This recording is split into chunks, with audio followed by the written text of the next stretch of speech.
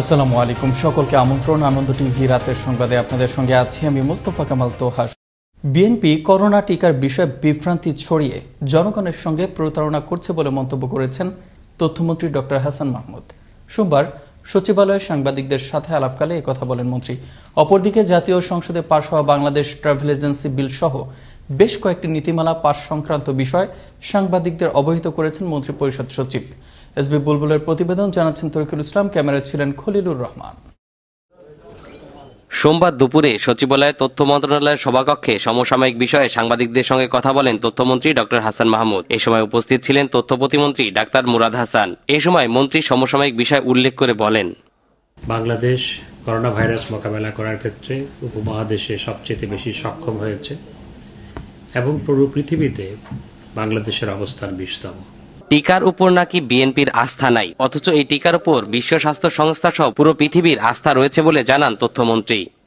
গতকাল মির্জা ফখরুল ইসলাম আলমগীর সাহেব যে বক্তব্য দিয়েছেন যে এই টিকার উপর নাকি তাদের আস্থা নাই, এই টিকার উপর পুরো পৃথিবী আস্থা স্থাপন করেছে, বিশ্ব স্বাস্থ্য সংস্থা আস্থা স্থাপন করেছে, ভারতের কোটি কোটি মানুষকে এই টিকা দেওয়া হচ্ছে, পৃথিবীর অন্যান্য দেশও এই টিকা কিনে তাদের জনগণের উপর এই টিকা দেওয়ার প্রক্রিয়া শুরু করেছে। আর মির্জা ফখরুল ইসলাম আলমগীর সাহেবের তিনি জনগণকে বিভ্রান্ত করার উদ্দেশ্যে বলেছেন এই টিকার উপর জনগণের আস্থা নাই। এদিকে জাতীয় সংসদে পাশ হওয়া বাংলাদেশ ট্রাভেল এজেন্সি বিল, জাহাজ নির্মাণ শিল্প উন্নয়ন নীতিমালা, বয়লার আইন সহ আরও বেশ কয়েকটি নীতিমালার অনুমোদন সংক্রান্ত বিষয়ে সাংবাদিকদের অবহিত করেন মন্ত্রিপরিষদ সচিব।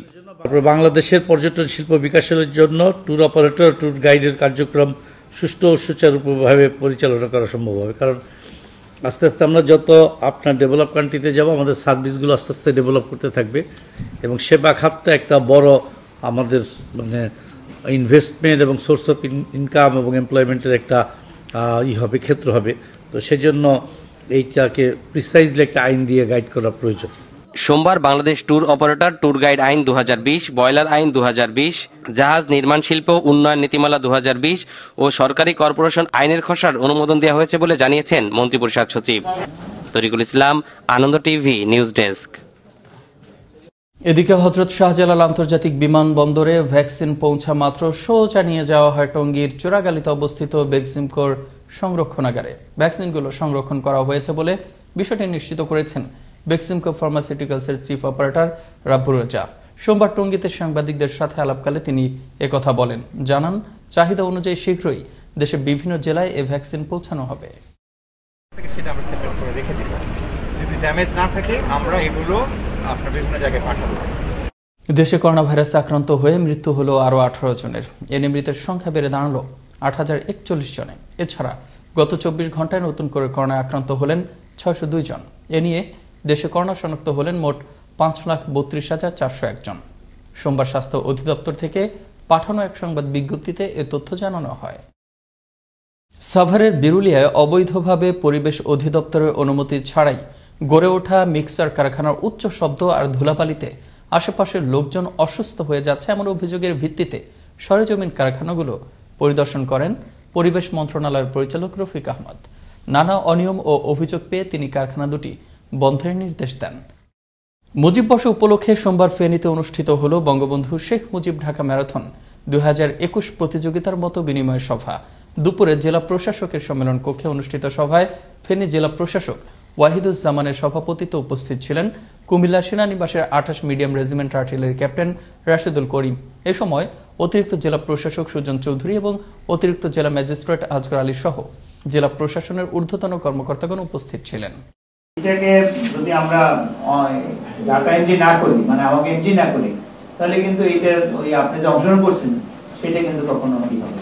সারা বাংলাদেশে প্রায় 10 লক্ষ জনতার অংশগ্রহণ নিশ্চিত করার লক্ষ্যে এটাকে একটা বড় পরিসরে শুরু করার প্ল্যানিং শুরু করা হয়েছে এবং অলরেডি এই প্ল্যানিং মোতাবেক কার্যক্রম শুরু হয়েছে। বাগেরহাটের শরণখোলায় চুরির অপরাধে সাইফুল মোল্লা নামের এক ব্যক্তির 2 চোখ উপড়ে ফেলার চেষ্টা করে দুর্বৃত্তরা। রোববার সকালে শরণখোলা উপজেলার খুন্তাকাটা ইউনিয়নের মঠের পাড়া এলাকা থেকে রক্তাক্ত অবস্থায় সাইফুলকে উদ্ধার করে হাসপাতালে ভর্তি করা হয়। চোখ উপড়ে ফেলার বিষয়টি জেনে ঘটনাস্থল পরিদর্শন করেছেন শরণখোলা থানা পুলিশের ঊর্ধ্বতন কর্মকর্তাগণ। দেশের বেশ কিছু অঞ্চলের মতো উত্তরের জনপদ সিরাজগঞ্জের তারাশেও বয়ে যাচ্ছে মৃদু শৈত্যপ্রবাহ। দিন শেষে সন্ধ্যা ঘনিয়ে এলে ঘন কুয়াশায় ছেয়ে যায় তারাশের পুরো এলাকা। বাড়ছে শীত, আর এই শীতে হাসপাতালগুলোতে বাড়ছে ঠান্ডাজনিত রোগীর সংখ্যা। এতে চিকিৎসা সেবার মান নিয়ে রোগীদের রয়েছে নানান অভিযোগ। চলনবিল থেকে সোহেল রানা সোহাগের তথ্য ভিডিও চিত্রে দেখুন ডেস্ক রিপোর্ট। দেশের বেশ কিছু অঞ্চলের মতো সিরাজগঞ্জের তারাশের ওপর দিয়ে বয়ে যাচ্ছে মৃদু শৈত্যপ্রবাহ। দিনের বেলায় গাড়িগুলো চলছে হেডলাইট জ্বালিয়ে। জেঁকে বসেছে শীত, আর হাসপাতালগুলোতেও পাল্লা দিয়ে বাড়ছে ঠান্ডাজনিত রোগীর সংখ্যা। তারাশ উপজেলা স্বাস্থ্য কমপ্লেক্সে রোগী ভর্তির পাশাপাশি প্রতিদিনই সেবা নিচ্ছেন শীতজনিত রোগে আক্রান্ত প্রায় শতাধিক রোগী। সেবার মান নিয়ে রয়েছে নানান অভিযোগ। কিছু কিছু নার্স আছে বুঝছেন, একটু মানে কম হয়, চিকিৎসা মনে করেন কম চোখে একটু দেখে। আজ 3 দিন হলো আসছি, বাচ্চার ডায়রিয়া। 50 শয্যা বিশিষ্ট উপজেলা সদরের এই হাসপাতালে চিকিৎসা সেবায় রোগীদের ডাক্তারদের প্রতি তেমন কোনো অভিযোগ না থাকলেও রয়েছে হাসপাতালের ব্যবস্থাপনা ও নার্সদের প্রতি নানান অভিযোগ। আজকে মাত্র এই যে বেডে দেখতেছি বিছানার চাদর, আমি বললাম যে বিছানার চাদর এখানে আসলো, আমি কালকে রাতের থেকে চাইলাম পাইলাম না। বলতেছে যে এটা ছিল, তো কালকে কই ছিল। আর এ ব্যাপারে দায়িত্বরত সিনিয়র নার্স জানালেন, ডাক্তার নার্সদের এগুলো কথা তো রোগীরা বলবেই, যে সারাদিনও আপনার কাছে থাকি, তারপরে বলবো যে পাওয়া যায় না, এটাই রোগীদের ইয়া। এছাড়াও হাসপাতালের প্রবেশের প্রধান পথেই পড়তে হয় রোগীদের ওষুধ কোম্পানির রিপ্রেজেন্টেটিভদের বিড়ম্বনায়।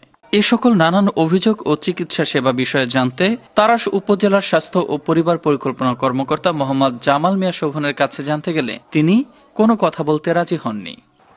শীতের তীব্রতায় হাসপাতালগুলোতে বাড়ছে ঠান্ডাজনিত রোগীর সংখ্যা, তাই চিকিৎসা সেবার মান উন্নয়ন করে রোগীদের ভোগান্তি কমিয়ে দেয়া হোক সঠিক সুচিকিৎসা।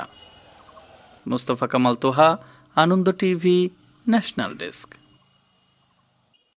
ছিনতাইয়ের ঘটনা ঘটল রাজধানী ঢাকার উপকণ্ঠে অবস্থিত গাজীপুরের টঙ্গী বাজার বাস স্ট্যান্ড এলাকায়। সোমবার বিকেলে এক নারী টঙ্গীর একটি মার্কেটের সামনে গাড়ি থেকে নামতেই 2 ছিনতাইকারী পিছু নেয় তার। কিছু দূর আসার পর ওই নারীকে একা পেয়ে সুযোগ বুঝে গলায় থাকা স্বর্ণের অলংকার ছিনিয়ে নিয়ে পালিয়ে যায় তারা। পরবর্তীতে পুলিশের কাছে অভিযোগ দায়েরের পর টঙ্গীর রেল ব্রিজের নিচ থেকে ছিনতাইকারী চক্রের 2 জনকে আটক করা হয়। এ সময় ওই 2 জনকে শনাক্ত করতে সক্ষম হয় ভুক্তভোগী নারী। রাতের সংবাদে এই ছিল এখনকার মতো। আনন্দ টিভির সর্বশেষ সংবাদ এবং বিনোদন সবার আগে দেখতে ভিজিট করুন www.facebook.com/anondtvbd এই পেজে। ধন্যবাদ সবাইকে, শুভরাত্রি।